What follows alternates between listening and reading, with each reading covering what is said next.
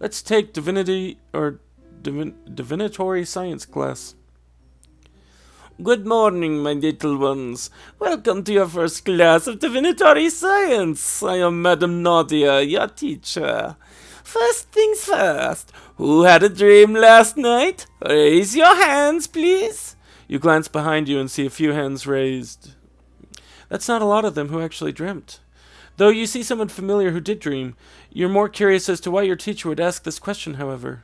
Wonderful! Anyone who wants to share their dream? Don't be shy. In my class, you learn many things. One of them is not to be so shy around me. I intend to get to know each and every one of you fully by the end of the year. Allow me, Madame Nadia. Last night, I dreamt of starting a fire in my hands, and there are people around me. They're upset they couldn't do it while I could do it with ease. There's a hint of smugness in his voice. You decided that this one could be very egotistic. Interesting. Now tell me, little one, are you angry? What? Why ask that? No, simply answer. Is that the end of your dream, or are you hiding something from me? He pauses instantly and stares at the teacher. He doesn't seem pleased with your question, but decides to answer truthfully anyway. I might have lost control of the fire in my dream, and they started to laugh at me. All right, let me tell you something about yourself. You can't control your anger properly, and you are afraid of appearing weak. Is that correct? You don't have to answer. I know I'm right. Dreams are very peculiar. You'll notice you might remember details of one. That's what you try to interpret. The things in dreams that stood out in your head for some reason. This is a glimpse of what mastering my class can give, but it's advanced. So let's start simple. A homework it is! All the students groan collectively when they hear that. Homework on the first week is a very tiring thing indeed. Go back. Look out your window at night. Draw whatever shapes you see from the stars. Pick unique ones. Bring it back next week and we'll start by interpreting those. For now, let's talk more about dreams. Who's next? Professor Cetrius.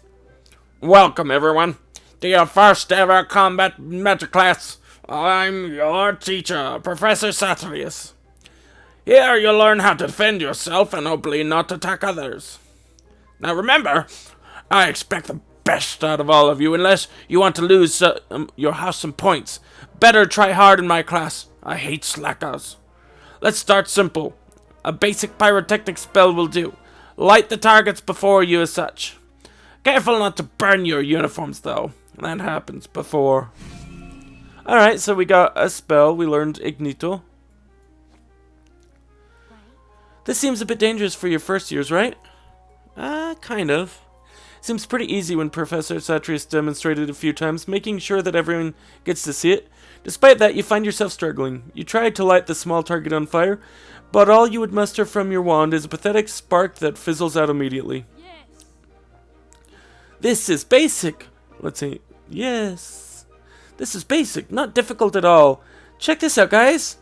Perhaps you could benefit from asking fellow student who seemed familiar with the spell. Though our teacher is always available for questions in class. Let's ask the teacher.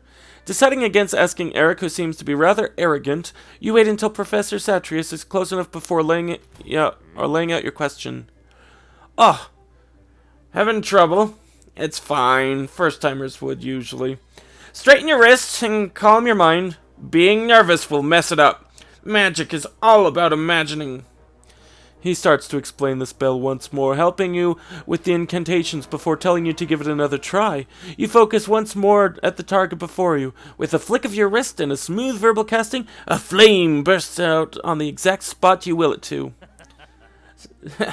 See, you're doing just fine. Slips are bound to happen. I set my brother's hair on fire the first time I tried it. Don't tell him you know that. He's not going to be happy. My lips are sealed. With that, he turns away and walks back to the front of the class to announce. Very well. Good job, kids. Everyone's doing just fine. Remember to practice when you're free and don't hurt yourself. It'd been the usual break time, and you're simple wandering around. You hear something peculiar. Stop. Stop. Yeah, he's much younger than I made him. Don't you dare thinking about getting in my way. You're a nobody. So, oh no, Cersei. You're not even that great at magic. So don't go around telling people you're the kid of a strong witch. You don't deserve that title. Your dead mama's probably disappointed at you. Oh, he's going down. You decide that he's gone a bit too far with his words, wanting to break it up and help the poor student he is attacking. You approach the scene without hesitating, but Estrella, who's been walking with you, stops suddenly. Let's go. Don't do something stupid. Let's just leave. Eric's a bully and we won't be able to help. I will not stand by this. You boldly make your way towards Eric and stand right in front of him, blocking him from the poor girl. Immediately, you tell Eric to back off and leave the girl alone, threatening to inform a teacher if he fails to comply. You think you can threaten me like that? Move out of the way. Just leave her alone. You'll regret that. I'll tell you, I'll make you regret it. And with that, Eric chose to back off, surprisingly. After he left, you turn around and check on the bullied student. Thank you. Yeah, thank you for that. I didn't think anyone would do that. Eric is pretty scary. I hope you don't take his words to heart. He's just being mean. Nice to meet you. Of course I won't. Well, anyway, I'm Cersei. Thanks again. I won't forget that. You're welcome. Bye. And with that, she walks off after waving goodbye. You're in a better mood now as you walk with Estrella. What to do next? Remembering what happened to Cersei upsets you, especially whenever you see Eric acting so arrogant around other students. You decided this time to approach him and talk to him about it right to his face. He may be flanked by his own friends, but you're not afraid. They don't really speak a lot anyway. Not really a problem. And as I said, they aren't a threat to me. I'll always be top of my class. Plus, unlike me, I'm a caliber way beyond their imagination. It's not like they have a chance of catching up. You always this arrogant? What did you say to me? He turns suddenly to face you when you say that loudly behind him. He looks absolutely livid. So you're back for a taste of my superiority after that day. You must be out of your mind. Do you know what I am? I'm everything everyone wants to be. Oh. And you think, or you can keep dreaming if you think you can best, I'm guessing best me one day. Stop bullying the other students. Or what? What can you do to me? My father's a very powerful wizard. He's influential, and I can get you expelled. Let's see. You always wanted your dad? Jealous that you don't have anyone to go to? Boo-hoo! Just step aside, Squirt. You can't compare to me. He shoves you to the side and keeps walking. His two friends turn, laughing at you as they follow behind Eric. You run up to stop him, not being quite done with him yet. Why are you like this? It doesn't matter to you. I act as I please because I'm strong. You're weaker than me like everyone else. So I don't have to listen to anything you say. You pose no threat. Just move out of the way before I kick you away like the pebble you are. This time you choose to go back by your own will. He doesn't bother or glance at you. You hear him talking to his friends again, and you realize it's impossible to talk to him any more from now. You forget about the encounter, though you at least know that he's born of a rich and powerful family. You'll remember to be careful. Rockwood is known to be a place where great wizards and witches graduate from. It's old, with centuries of stories and histories and rumors. Students are bound to talk about one of those things, and that's how you heard about the most strange of rumors. Okay? You were just heading back to your house common room when your bestie, Estrella, when these words reach your ears. Young G? As a matter of fact, I know that... Let's see. Nope, not the voice for him. As a matter of fact, I know that the back garden is a place in Bad Omen. No one goes there anymore. Really? Really? But why? It's just run down and old. No one tends to it, that's all. This is where you're wrong.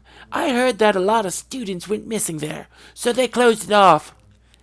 That's a load of bull. This school is safe. You read too much stories on... Let's go.